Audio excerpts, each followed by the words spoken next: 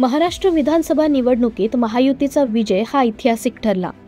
या निवडणुकीत महायुतीने केवळ प्रचारच केला नाही, तर त्यासाठी काटेकोर नियोजन आणि कार्यशैली याचा देखील आदर्श घालून दिला।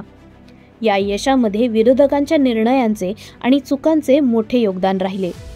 पाहूया या निवडणुकीचा हा थरार आणि महायुतीने कसा साधला विजयाचा शिखर। महायुतीने या निवडणुकीत मायक्रो लेव्हलवर काम केले। प्रचार यंत्रणेची पद्धतशीर आखणी करून जबाबदाऱ्या वाटून दिल्या होत्या।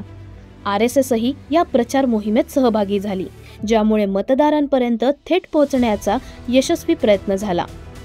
निवडणुकीच्या तोंडावर जाहीर झालेली लाडकी बहीण योजना ही यशस्वी ठरली, मात्र ही शक्कल काँग्रेसने खटाखट या नावाने लोकसभेच्या निवडणुकीत मांडली, जी प्रत्यक्षात उतरलीच नाही। पण शिंदे सरकारने योजना प्रत्यक्षात राबवून बहिणींच्या खात्यात पैसे जमा केले आणि याचा थेट परिणाम महायुतीला मतदारांचा ओढा वाढण्यात झाला। विरोधी पक्षांनी मात्र या निवडणुकीत प्रभावी रणनीती उभारण्यात अपयश अनुभवले। उभाटा गटाने प्रचारात गद्दार, चोर, खोके यासारख्या आरोपांवर भर दिला, ज्याचा मुख्यमंत्री एकनाथ शिंदे यांच्यावरील सहानुभूतीचा फटका उलट त्यांच्याच गटाला बसला। शिवसेनेच्या उद्धव ठाकरे गटाने हिंदुत्वाचा विसर पडल्याचे अनेक कट्टर समर्थकांना जाणवले। सुषमा अंधारे यांना स्टार प्रचारक म्हणून निवडण्याचा निर्णयही समर्थकांना खटकला।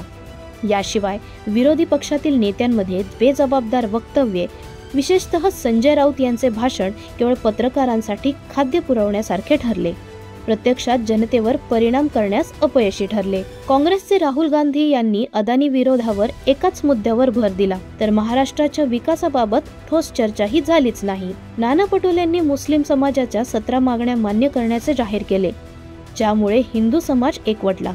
शरद पवार यांच्या या मागण्यांना दिलेला पाठिंबाही महायुतीच्या पथ्यावर पडला।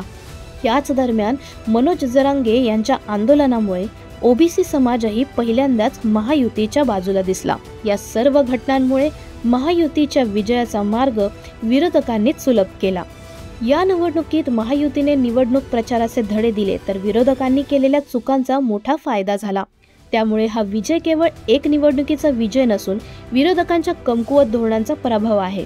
महायुतीची कामगिरी येत्या काळात कशी असेल याकडे सर्वांचं लक्ष लागले आहे। अशाच ताज्या घडामोडींसाठी पाहत रहा APH टाइम्स।